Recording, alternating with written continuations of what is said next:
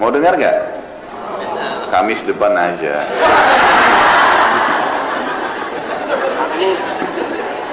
Saya mau sampaikan sekarang tapi diamalkan.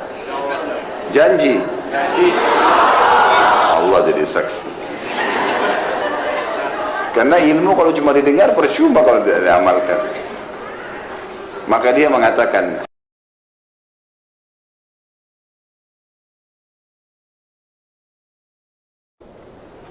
dan termasuk teman-teman cara di poin kedua ini, cara untuk mempertahankan nikmat. Setiap kali antum mendapatkan nikmat, kalau mau selalu ya grafiknya itu naik terus nikmat itu, maka ingat di setiap nikmat itu ada haknya Allah Subhanahu Wa Taala. Keluarkan di jalan Allah. Ya. Keluarkan jalan Allah. Berapapun nilainya. Misal Allah Subhanahu Wa Taala berikan kepada kita handphone baru. Mau bagus, beli handphone lagi yang lain, kasih juga orang susah. Walaupun nilainya mungkin belum bisa mencapai sama. Kita beli baju sebagai tanda syukur, kita berikan juga baju kepada orang yang baru. Kita makan di restoran enak, beli porsi yang sama, kasih juga kepada orang susah. Kasih tukang parkir, kasih orang susah. Porsi yang sama. Itu nanti grafik nikmatnya selalu naik, nggak akan turun. Yang jadi masalah sering grafik nikmat kita turun, drop, bangkrut usaha, ya apalah macam-macam cobaan datang karena setiap ada nikmat kita nggak pernah memberikan jatah di jalan Allah dari nikmat itu. Ada sebuah hadits Bukhari teman-teman, disebutkan oleh Nabi SAW, ada dua orang di zaman dulu sebelum kita, ya, dari kisah Bani Israel, dua-duanya orang saleh nih. Kebetulan kebunnya bersebelahan, kebun mereka bersebelahan. Maka Nabi SAW mengatakan, yang punya kebun, yang pertama, itu melihat lagi musim kemarau nih, peceklik, panas. Orang-orang petani tahu dan pekebun tahu kalau butuh air banyak. Maka lewat di atas kebunnya dia awan, dan dari awan itu keluar suara, kata Nabi SAW. Ini hadis Bukhari. Suara itu terdengar oleh pemilik kebun yang pertama. Dia mengatakan, atau suara itu mengatakan, awan ini bawalah ke kebunnya si fulan, tetangganya dia, dan turunkan air buat kebunnya. Lalu awan itu jalan, dilihat sama dia, jalan, terus turun hujan di sebelah. Dia punya kebun di sebelahnya, gak kena hujan. Maka dia pun pergi ke sebelah, diikutin sama dia. Dilihat hujan lebat di tetangganya. Dia tanya, apa yang kau lakukan dengan kebunmu? Sampai tadi saya dengar suara dari awan ini, hujan disuruh turunkan di kebunmu, yang lain tidak kena hujan, cuma dia saja. Maka dia mengatakan rahasianya. Mau dengar gak? Kamis depan aja.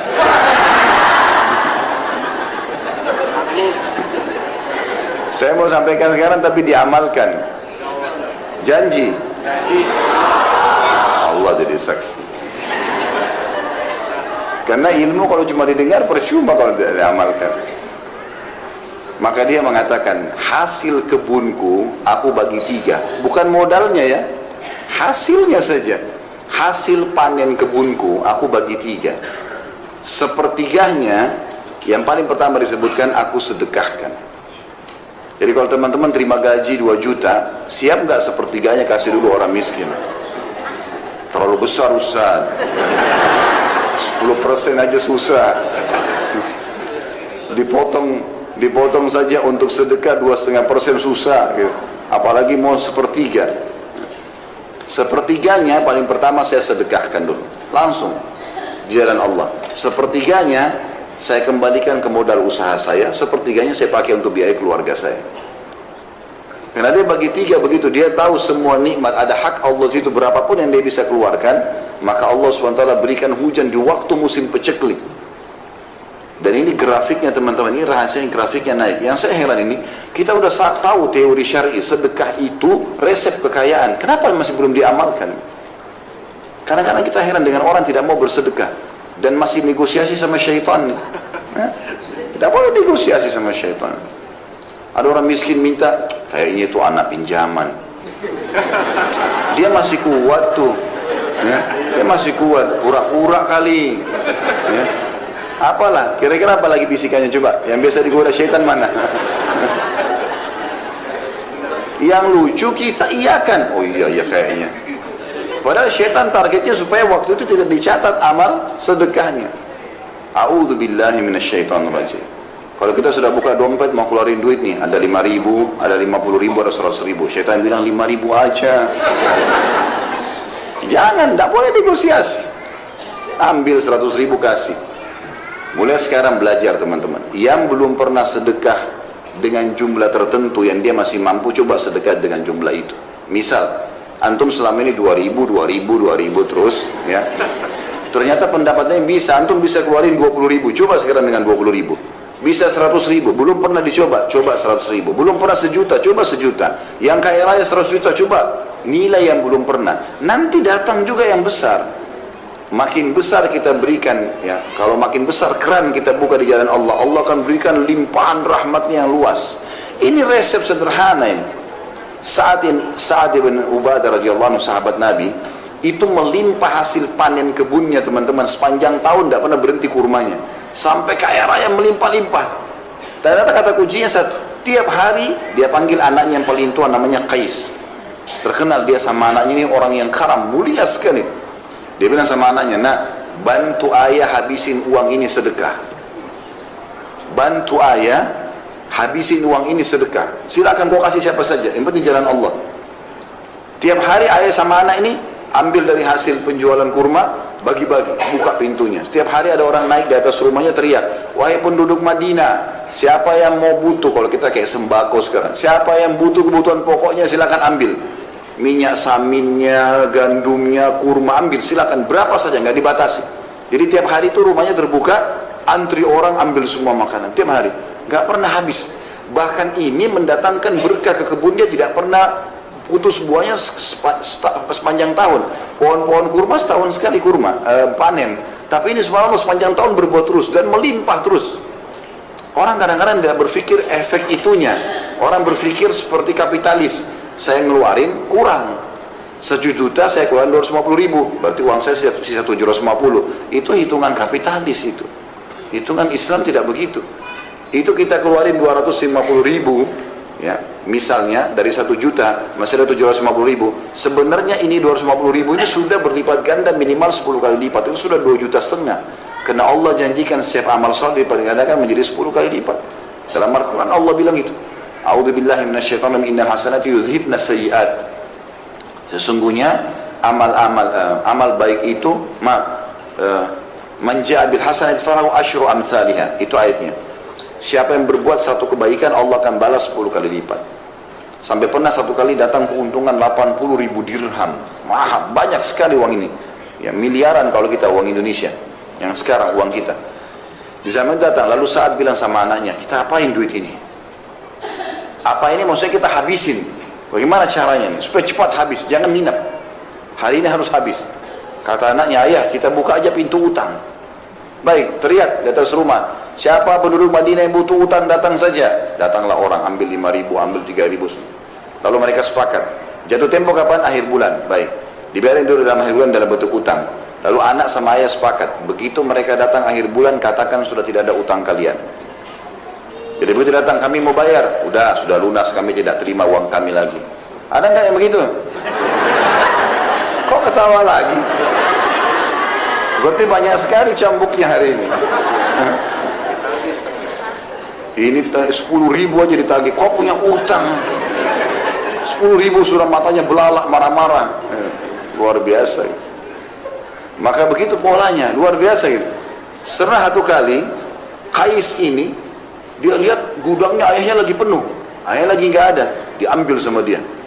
Naik di unta banyak, keliling Madinah. Siapa yang butuh ambil saja, siapa yang butuh ambil saja, iklan begitu. Abu Bakar sama Umar lewat.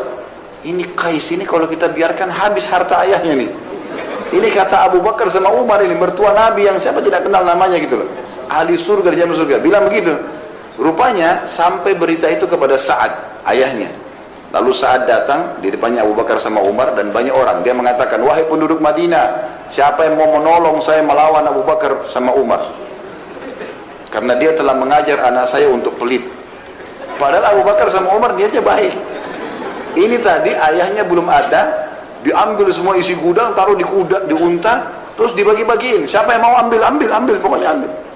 Maka Abu Bakar sama Umar bilang, ini anak habisin hartanya orang tuanya nih kalau begini.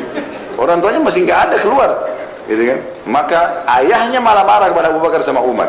Wahai penduduk Madinah, siapa yang mau tolong saya lawan Abu Bakar sama Umar nih? Ngajarin anak saya pelit. Ada nggak orang tua begitu sekarang? Anaknya bawa kertas infak sekolah, ibu ayah infak sekolah, nanti aja nak. Infak 5.000, 10.000, tidak mau, bakhil. Bagaimana mau kaya ini? Pelitnya luar biasa. Ini tidak boleh ada ini. Mau diterapin nggak resepnya nih? Coba panitia masjid sebentar lihat sunduk ya. Bertambah nggak? Kalau enggak berarti bohong.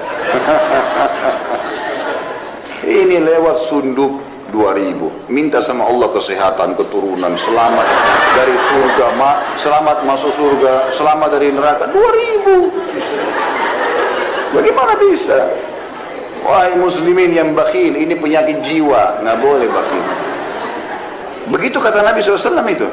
Ada sahabat datang, orang-orang Badui, lalu ditanya oleh Nabi SAW, siapa pemimpin kalian? Disebut namanya, si Fulan. Kata Nabi SAW, bagaimana dia? Ya Rasulullah berwibawa, tapi bakhil.